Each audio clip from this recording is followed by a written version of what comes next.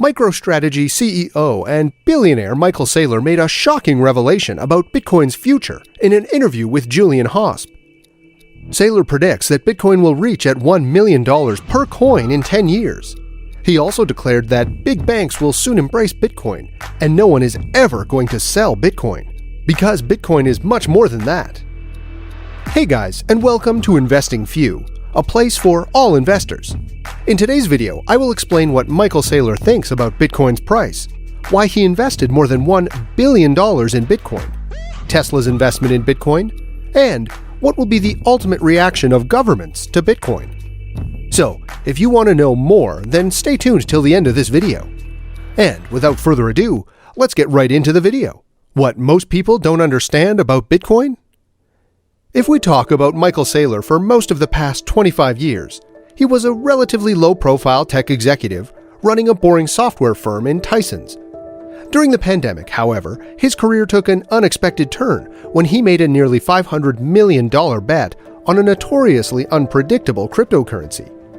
The transformation began last March when Saylor's company, MicroStrategy, was looking for a place to park $500 million in reserve funds. In August, he began buying up hundreds of millions of dollars in Bitcoin.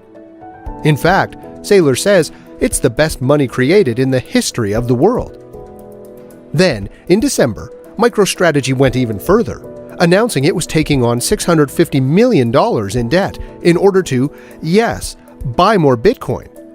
Saylor sees the cryptocurrency as a great way to protect his company's money from inflation, which he thinks will skyrocket. In an interview with Julian Hosp, Michael Saylor explains the optimistic things about Bitcoin that not everyone is able to understand. Let's see what Saylor had to say regarding this. I think that most people don't really understand that Bitcoin is the world's first digital monetary network, which means that ultimately it's 100 million people using it, going to 1 billion in 5 years, and eventually everybody with a mobile phone will have some Bitcoin on their mobile phone. I think that that's a big dynamic. I think that is the big tech companies like Facebook and Apple and Amazon and Google and as they embrace it, I think that's going to drive adoption, and I think they'll have to embrace it. I think the big banks will actually start to embrace Bitcoin as collateral.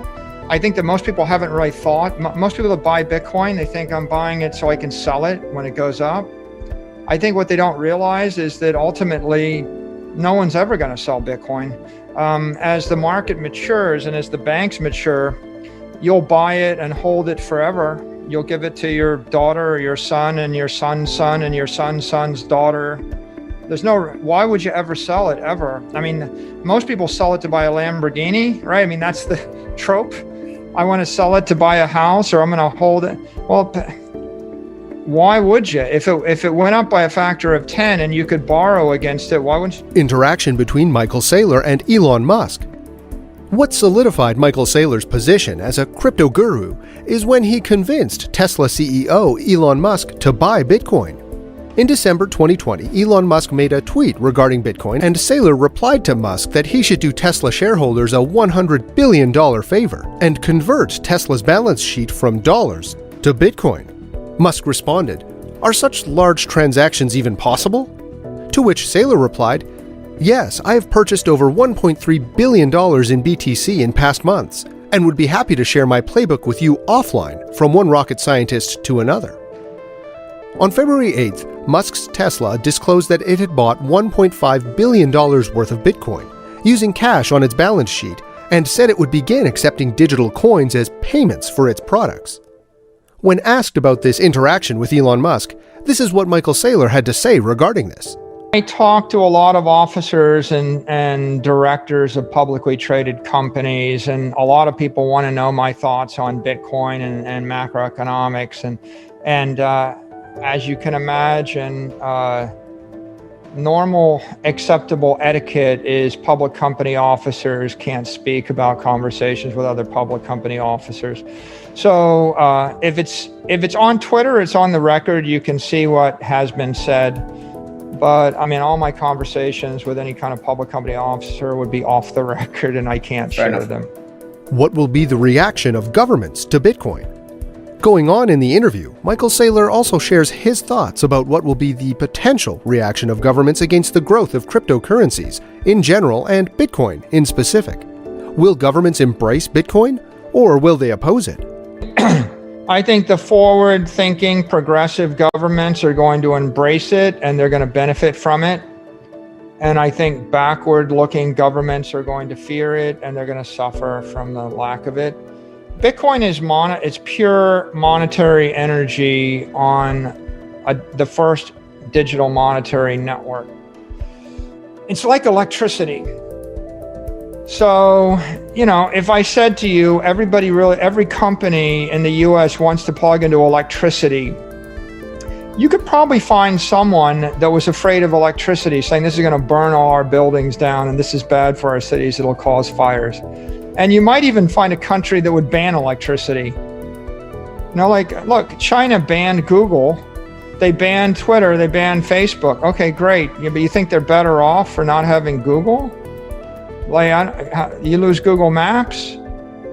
I don't think they're better off. So there will be governments, that will be forward thinking, and others will be backward thinking. I think the politicians in the Western world will realize, and they do realize, that Bitcoin is the fundamental underpinnings of the 21st century finance system. A block of Bitcoin is like a block of light that has dematerialized monetary energy in it. We found a way to dematerialize money and move it at the speed of light and make it a million, if not a billion times more intelligent. So what does that remind you of? Bitcoin's future. Michael Saylor also answers the question about what he thinks will be the future of Bitcoin 1 year from now and 10 years from now in 2030. Saylor thinks Bitcoin will dominate, and by that time, he wouldn't be surprised to see one Bitcoin worth $1 million. Well, look, I think it's harder to predict what happens in the next 12 months because you have near-term volatility. I wouldn't try to predict it in 12 months. I think in 10 years, we're going to see billions of people with Bitcoin on their mobile devices. You're gonna see Bitcoin have definitely flipped gold and gone beyond it. So I wouldn't be surprised to see Bitcoin at $1 million a coin in 10 years. I mean, that would be double gold. It's gonna at least be double the value of gold. I expect over time, it will rapidly approach the value of gold, and then it will approach aggressively the $100 trillion, which is the value of store of value debt, store of value monetary indexes, cash balances held in treasuries, savings accounts, and precious metals. So I think that's a fairly straightforward future, because I think it's the answer to every company's problems, every investor's challenges. And I don't think there's anybody on earth that doesn't want to own their own monetary energy, right? I mean, who doesn't want money? Money is monetary energy, it's life. So ultimately, if you have a choice, would you like to have your life force under your control so that you're not going to starve to death and you can protect your family and live for the rest of your life in comfort?